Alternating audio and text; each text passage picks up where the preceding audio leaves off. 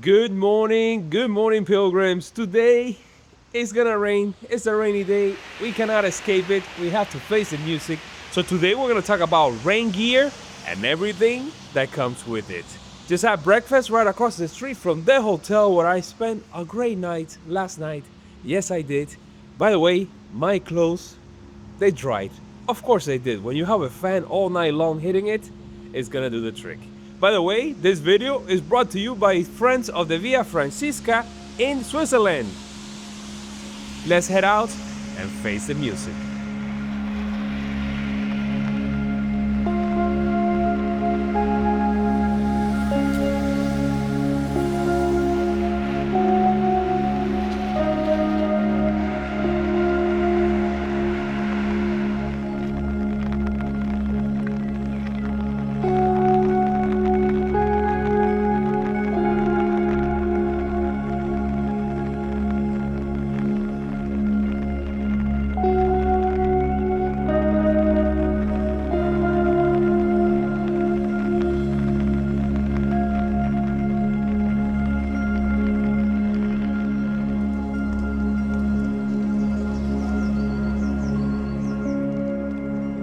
Man, I was really looking forward to flying the drone to the castle in Hagenwil, but I still gotta wait soon. Well, now that we're out of the busy road and out into the countryside, let's do it. Let's talk about rain gear. As you can see here, I'm a poncho kind of guy in combination with the umbrella because this gives me the freedom to film in the rain. It keeps a roof over my head, which is very important on those rainy days. And I can take out my camera, which I have in this large pouch here in front of me. I have a little tabletop where I can put my equipment, film, and not worry about getting it destroyed as I have done in the past. I have done it both ways. I have also used like the rain jacket and pants. I did that one on the Chicago Henro and other trips, including my first Camino. But you know, you learn over the years.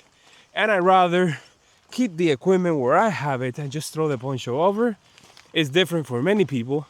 Last year when I did the Camino Frances in reverse, I saw so many pilgrims now using the umbrella combo combination, which I think is the best. It's the best that you can do. But then again, it all comes down to weight and preference.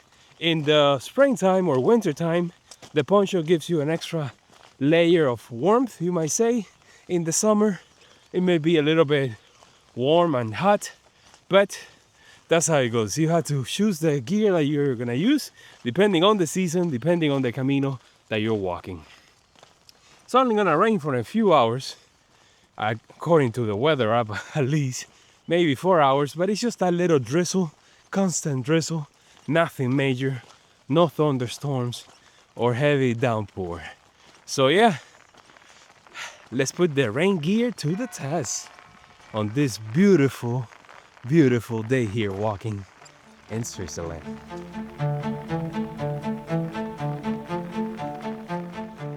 It is time to escape from the rains just for a little bit and check out this modern looking church in town. Let's go. Is it open? It probably is. Let's see. Ooh, yeah.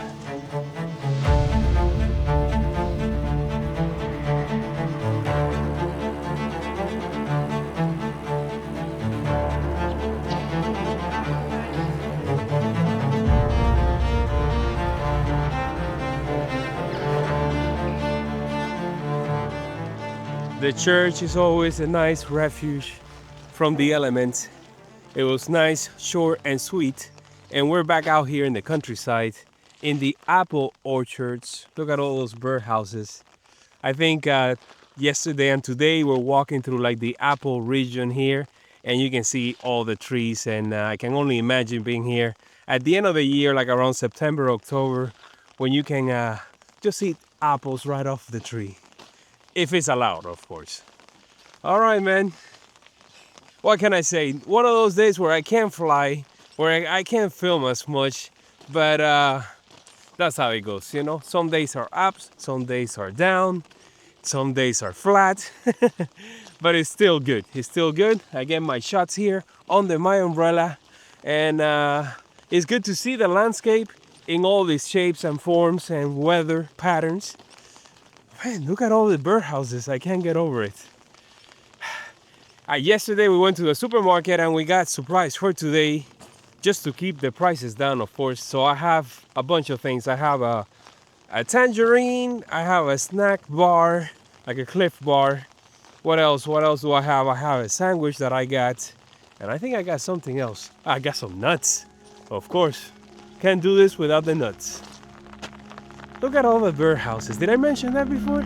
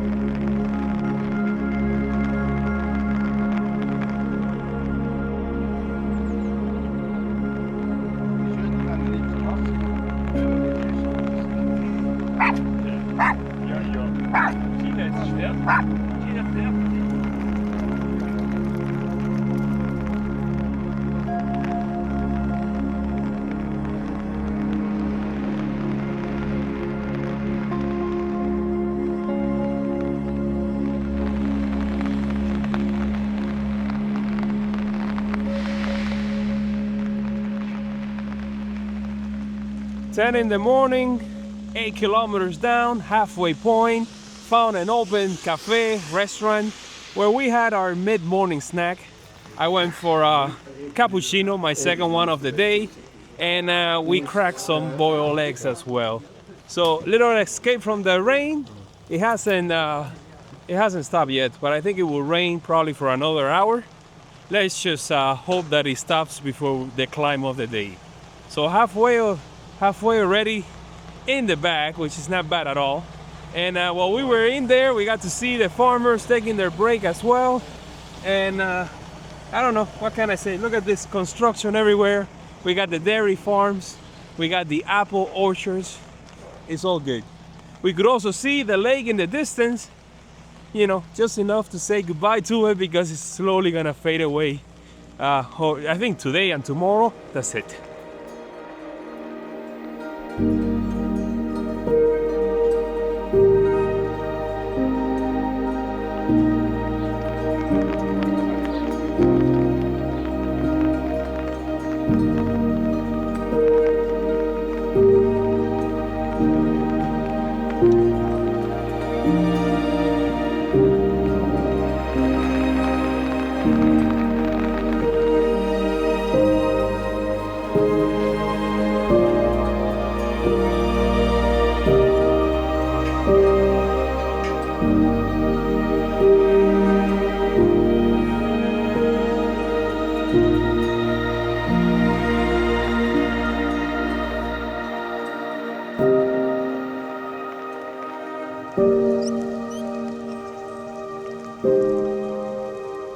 "11:45, almost noon, and we're about to start climbing. There's a rest stop over here where we're gonna take a little break before we tackle today's climb.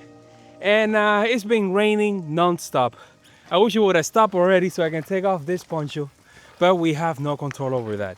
I'm super dry, so the poncho umbrella combination works just great. It's just that my feet are super wet, but that's how it goes when you have trail runners. If you have like Gore-Tex shoes, hiking boots, it's much better in situations like today. But I'm gonna tell you something, my shoes are gonna dry overnight. I'm gonna do laundry, of course, as I have to do every day, and I have a clean pair of socks in my backpack. So we have a steep climb here through the woods, and on the other side, just a nice descent all the way into town.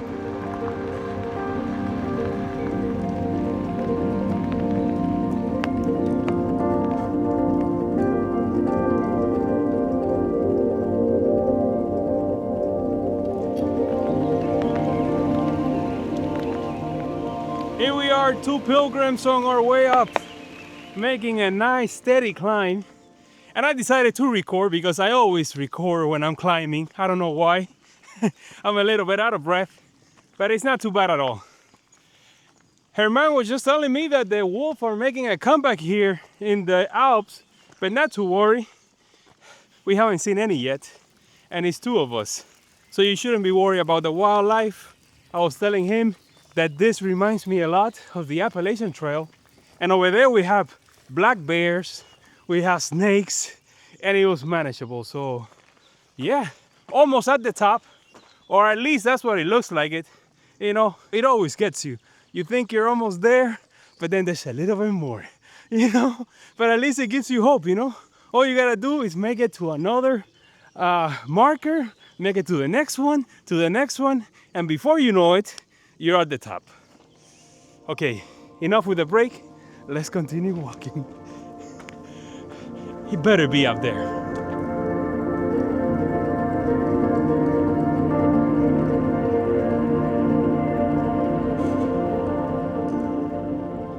You know, for once, I was mistaken. It was the top. And you can tell because there's a radio tower over here. You can see this is the way we came up. And now we're gonna go down this way. I think it's time for lunch, don't you think? I already had my Cliff Bar as a snack, and I also had a tangerine at the rest stop down below just before the climb. What am I missing? I'm missing the sandwich that I got yesterday, and I also have some peanuts. And then we have to go to the supermarket again, of course. It stopped raining, if only for a little bit. But since we're under the canopy of the forest, we get that little drizzle coming down from the leaves. But listen to the birds.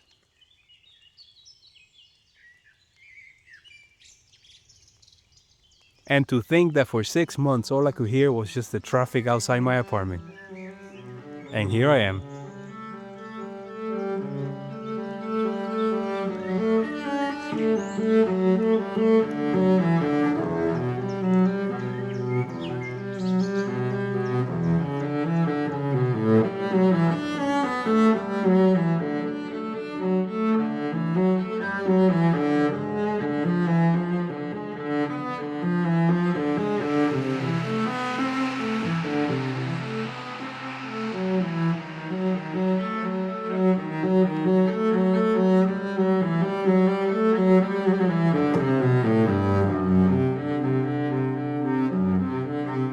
And here we are at the Abbey Library of St. Gall, which was built in the mid-18th century as part of the Great Benedictine Abbey.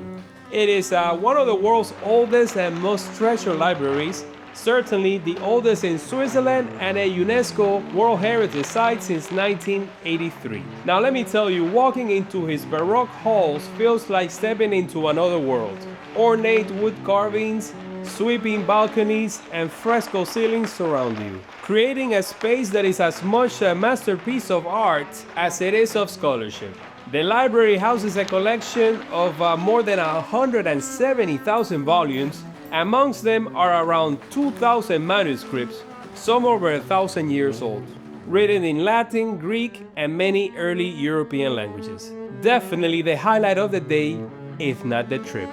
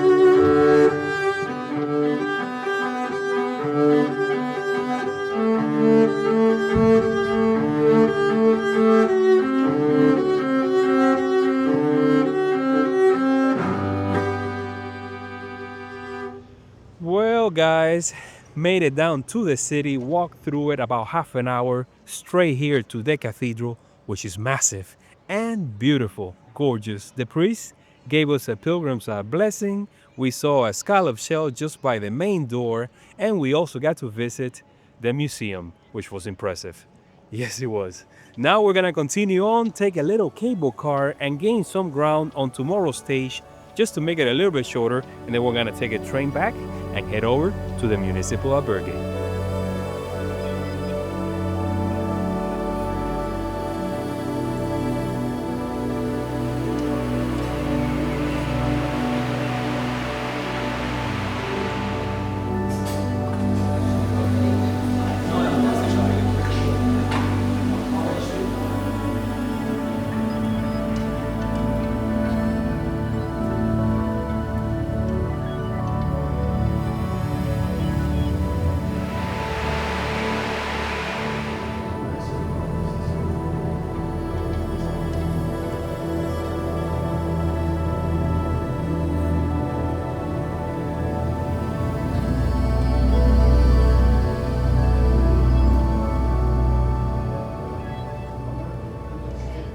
Well, there you have it, a quick, short cable car just to avoid having a climb. You know, we only gain about 100, maybe 200 meters tops.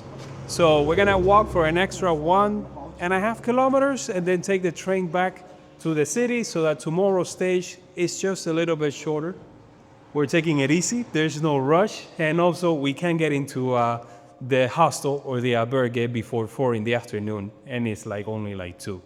So now that the weather has improved and we got clear skies and the sun is out, I think it's time to walk and enjoy the second, I wouldn't say the second half, but at least the kilometer and a half that we have left. Cable cars, man, it reminds me so much of the Chicoco Herro.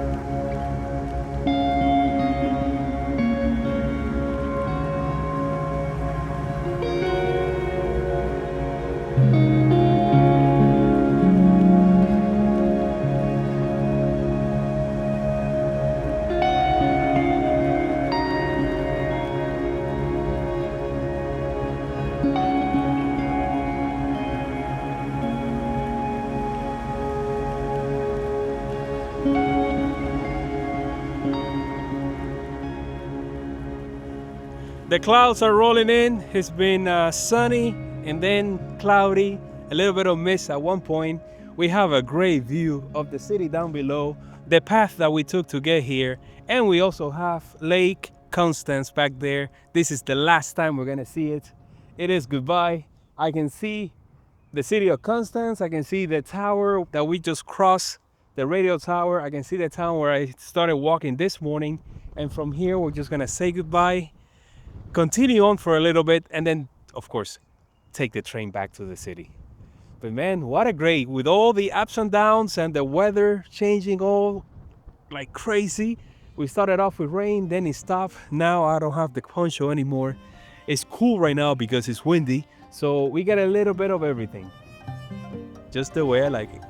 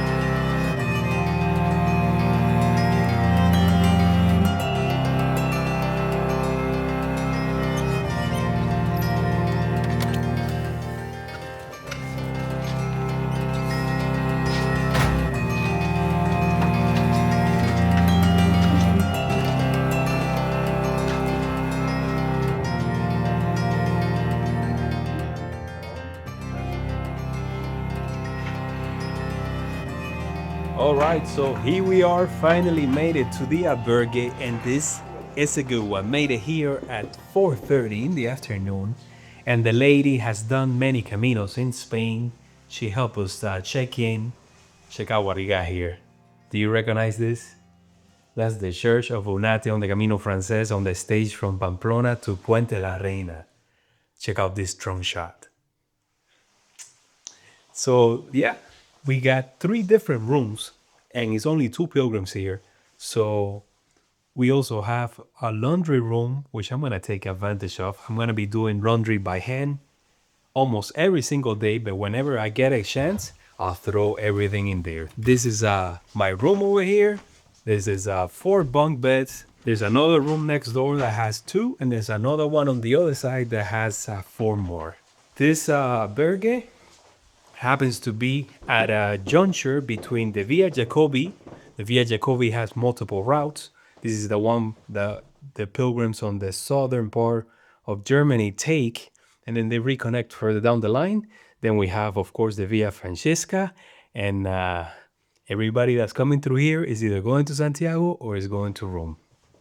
There's Santiago right there, and there's the other room over there. All right, Herman is taking a shower. I'm gonna be next.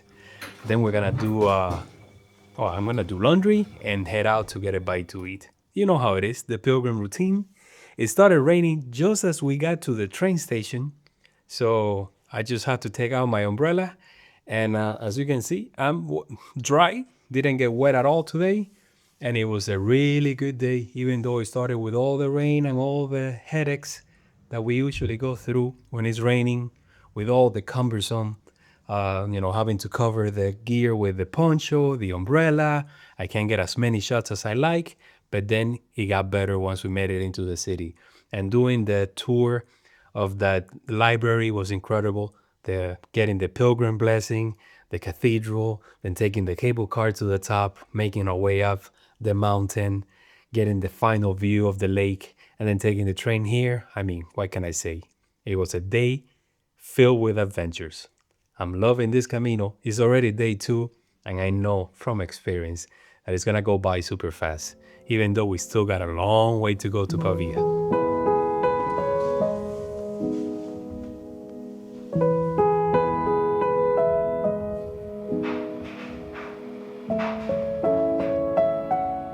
Well guys, it is 10 o'clock. I'm about to clock out after I finish transferring this footage. I got my stuff charging over there. I got all my gear in this corner. My clothes, which they dry, of course. I have a washer and a dryer, and plenty of space. I got this little wing all to myself.